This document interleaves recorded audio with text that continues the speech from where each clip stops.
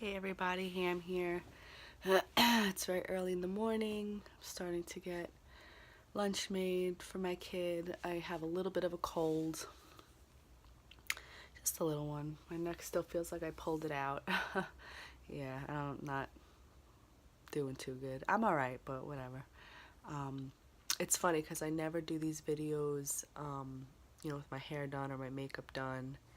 And I do that for two reasons. One, that's just me as a stay-at-home mom day to day.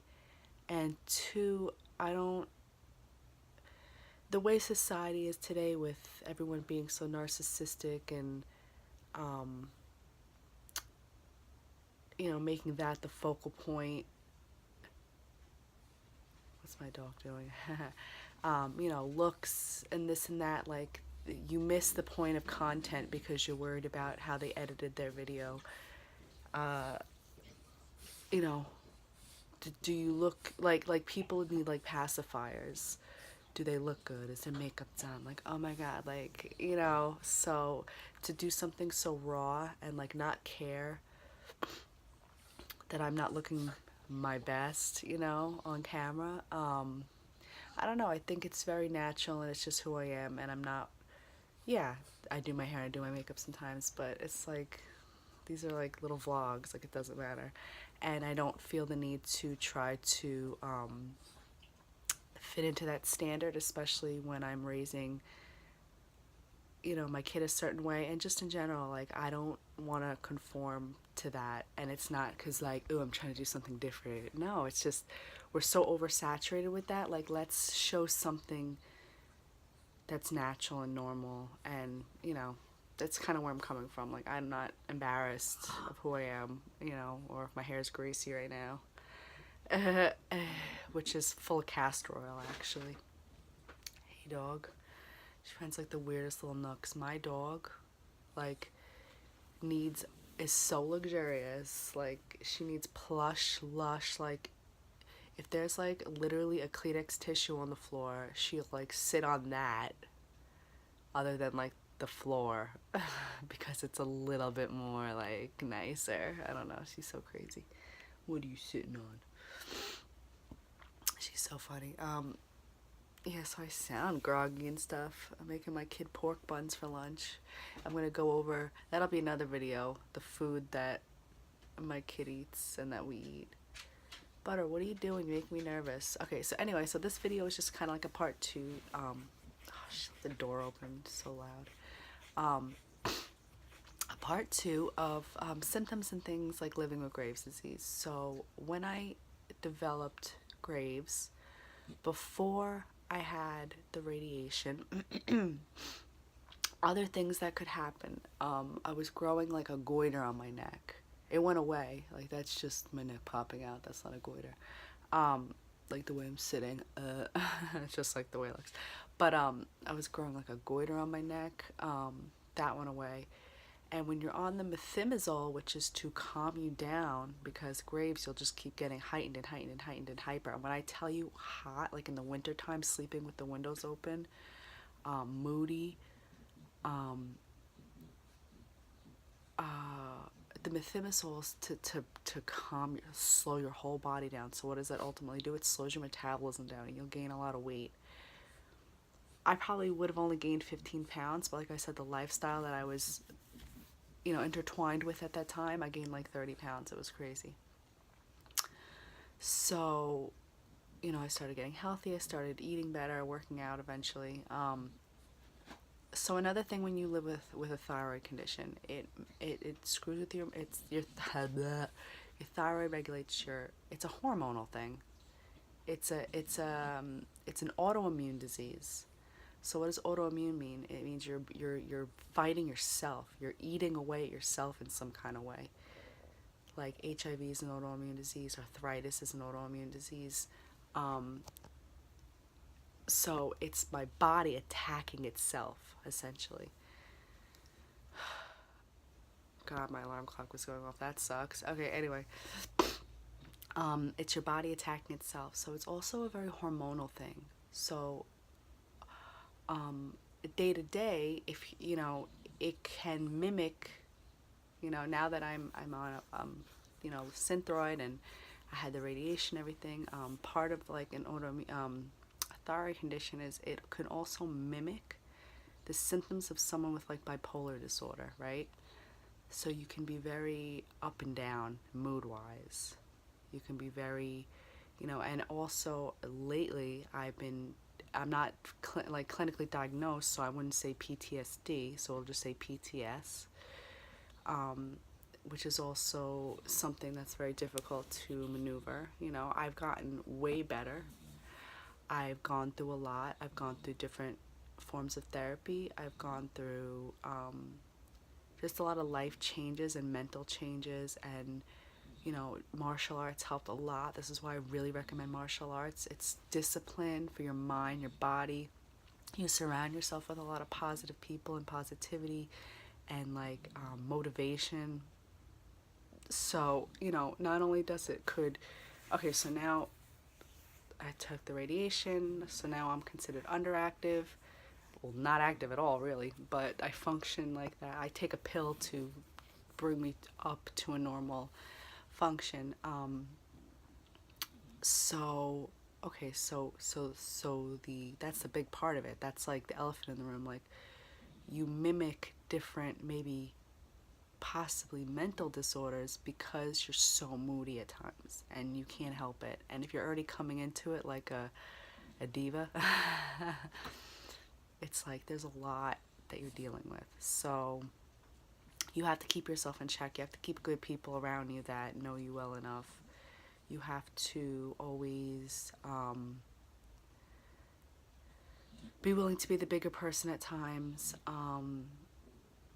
I mean, it doesn't always happen, but from what I read, you know, people deal with that kind of like moodiness as well, a lot of the ups and downs. So people will assume like what, like they'll just use that blanket term, which, you know, I researched mental illness a lot. I used to take a lot of psychology classes in college and things like that. But, you know, people will just use bipolar as like, you know, anything.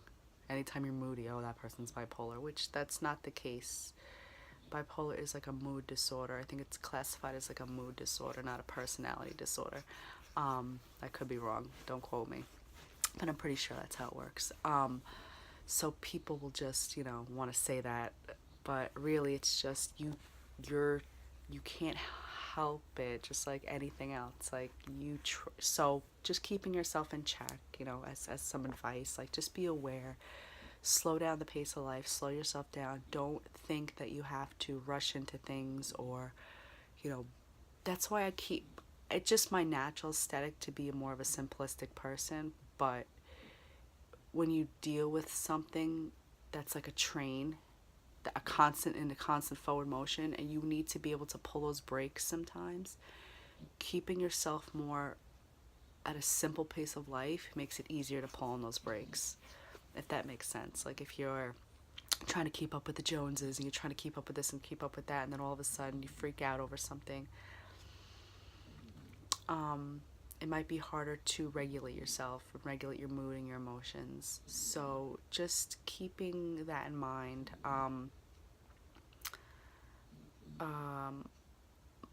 Not being able to regulate your body temperature is a big thing. Like I'm finally, now that I'm being very active and I'm working out a lot. I've been doing martial arts for 2.5 years. I used to work out a lot before, but like I'd go through periods of doing it and not doing it. I used to be really big into yoga. Actually, I had my yoga swing, and I like missed out on 2 months of perfect weather while my kid was in school to be using it and working on it. It's like a foggy memory, foggy mind. So that's another thing. Like I'm constantly foggy. That sucks too. So, you know, I can't wait to fall into something that I can focus on more, like more on a daily basis, to keep me sharp. Um, right now, like I said, I'm primarily a stay-at-home mom, but I do work. I just don't work as a full-time job. So it's not like a constant like force to keep sharp. And that's something that when you're dealing with like mental fog and moodiness, you want to be able to keep on some kind of schedule. And I'm not really a schedule person to begin with, so something that forces you to do that could help you regulate those kinds of things. I hope I'm making sense. Like I said, I'm tired. I have a little cold, so um, yeah. So what other some symptoms? Okay, yeah. So not regulating your body temperature was horrible. Like always being cold. Like in the wintertime, like 7 blankets, sweatshirt, sweatpants, 4 layers of clothes, and you're still freezing. Horrible. Your feet. I cannot sleep without socks. My feet are always freezing. Um, if I don't have socks on, like unless it's the summertime, and even when I'm sleeping in the summer, I need socks on. I mean, I can do it during the day. I don't have to wear socks, but in the summertime. But at night when I go to bed, um, which I'm better now. Like I think from raising my metabolism and my from working out, that helped my body to regulate that a little better. Having a good doctor, having an endocrinologist, someone who is not just pill happy. I don't have an endocrinologist right now, but the doctor, my primary care physician, is very good as far as fighting for things that I need. Um, hey, dog. So, yeah, I mean, it's very possible just to live a normal life. It's once you're functioning normally, like you just kind of feel fine. Like there's little things here and there, but with age, everything kind of falls apart anyway. So, what else did I want to say? I talked about hair in my last video, your hair falling out, body hair possibly. Just really annoying things, really dry skin. What else?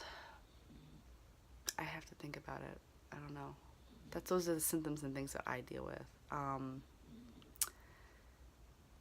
Uh, and just taking now, I'm at a point where I have to take a pill every day for the rest of my life, and it's something you take. I have to take it about the same time every day because it's like once you take it, it like regulates you for that 24 hours, and then it's out of your system, and then you have to take it again, and then it's like holding you over for that 24 hours, and you have to take it again. You have to take it on an empty stomach. You have to wait an hour before you can eat. So every morning, I take my pill as early as possible. I can't eat right away when I wake up in the morning. I have to wait 45 minutes to an hour. I have to take it with a lot of water. Did I take it yet this morning? I don't think I did. I have to go back down and take it. There was an ant on me. So it's just like little inconveniences. Like you have to get used to like something controlling your life now. And then like it's weird, since I was 18 years old, like my entire adult life, this has been happening. And it all started with a fucked up, excuse me, pill happy doctor that I think could have, I was really just like an angry teen who needed guidance, and I think I had like a slightly off functioning thyroid, like slightly, and I think just with diet and exercise that could have been prevented, but who knows? I'm not a doctor. I could just be hoping for that. But anyway, I don't know how this video is going. I might need to cut it short. So that's part 2 of living with Graves' disease. Yeah, keeping a healthy lifestyle, eating right, and watching what you eat is very important. Okay, bye. Love you guys. Have a wonderful day.